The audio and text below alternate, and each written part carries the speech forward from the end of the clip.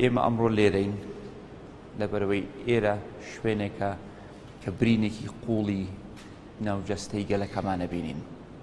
لێرە ئەنفال کراین، بۆیە هەر لێرەوە ئەمانەوێت داوای متمانە لە ئێوەی بەڕێز بکەینەوە.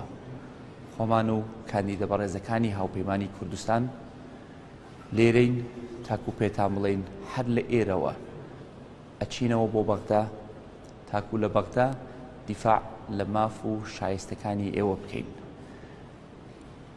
کە کوردستان ئەنفال کرا لەبەرەوەی کە خەڵکی کوردستان ئەو کاتە داوای مافی خۆیان نەکرد. ئەنفال کران لەبەرەوەی کە کورد بووین، لەبەرەوەی کە حەقمان هەبوو و حەقیان ئەداینێ. ئەمڕۆ خۆشبەختانە دەستورێکمان هەیە لە عێراق. ئەو دەستورە مافی کوردستانی پاراستووە، بەڵام ئەم دەستورە لە ژێر مەترسیدایە. هێز و لایەن هەن لە عێراق کە یانەوەی عێراق بگەڕێنەوە بۆ عێراقێکی مەرکەزی، عێراقێک کە ئەو مافەی کە ئەمڕۆ کوردستان هەیەی لی بسەنەوە.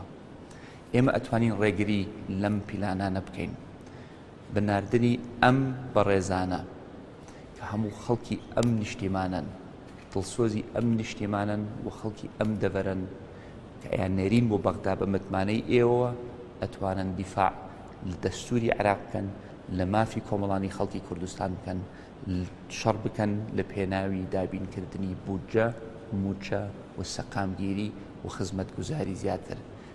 بۆیە دووبارە داوای متمانەی ئێوەی بەڕێزەکەین بۆ ناردنی ئەم خوشک و برا بەڕێزانەمان بۆ بەغدا بۆ پاراستن لە مافەکانی ئێوە.